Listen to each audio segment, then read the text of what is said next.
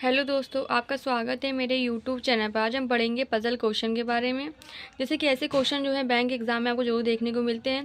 जैसे कि SBI PO, SBI clerk, RBI PO, RBI clerk and all bank के जो एग्ज़ाम होते हैं उसमें ऐसे क्वेश्चन आते हैं। तो क्वेश्चन है पजल का। 7 व्यक्ति हैं ABCDE और F और G।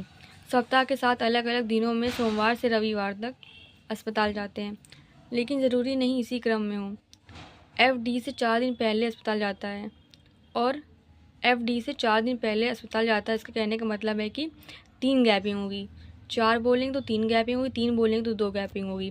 क्वेश्चन बोला गया FD से 4 दिन पहले अस्पताल जाता है, तो कुछ कंफर्म नहीं कहा जाता है। तो पहले FD से 4 दिन पहले आता है, तो D से पहले 1 2 3 गैपिंग छोड़ेंगे। इसमें 4 दिन पहले बोला है ना, तो 3 गैपिंग छोड़ेंगे। 1 2 3 F को यहाँ रखेंगे।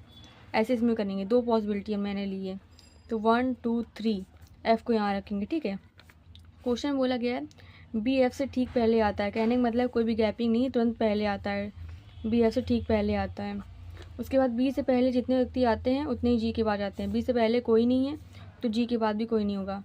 B से पहले A व्यक्ति आता है तो G के बाद भी A व्यक्ति जाएगा। ठीक है। क्वेश्चन में G और A के बीच में केवल एक व्यक्ति आता है। G और A के बीच में केवल A व्यक्ति आता है, ये हो गया। G और A के बीच में केवल A व्यक्ति आता है, ये भी हो गया। क्वेश्चन बोला गया है G और A के बीच में केवल एक व्यक्ति आता है, वो हो गया। F और A के बीच उतने ही व्यक्ति आते हैं जितने कि G और E के बीच आते हैं। F और A के बीच उतने ही व्यक्ति आते हैं जितने G और E के बीच में। F और A के बीच में 1 2, तो G और E के बीच में 2 होने चाहिए। 1 2 E को यहाँ रख दो। ठीक है। F और A के बीच में भी 2 गैपिंग थी, तो G और E के बीच में 2 गैपिंग हो गई। इसमें भी यही करेंगे। F और A के बीच में कोई गैपिंग नहीं है तो G और E के बीच में कोई गैपिंग नहीं होगी। ठीक है, ये हो गया। और क्वेश्चन बोला गया है E जितने व्यक्ति F और A के बीच में जितने व्यक्ति आते हैं उतने ही G और E के बीच में आते हैं, वो तो हो गया। और क्वेश्चन में जो होता है लास्ट पर्सन के लिए होता है।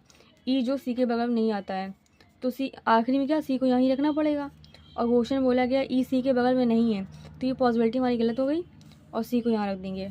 तो E और C अलग अलग भी हैं, बगल में नहीं है। तो ऐसे क्वेश्चन को सॉल्व करना है। पहले आप ये क्वेश्चन देखिए, फिर खुद से सॉल्व करिए, फिर मेरा आंसर देखिएगा। ठीक है। आई थिंक आपको वीडियो समझ में आया। प्लीज़ लाइक एंड सब्सक्राइब करें एंड मुझे कमेंट भी करें। Thank you.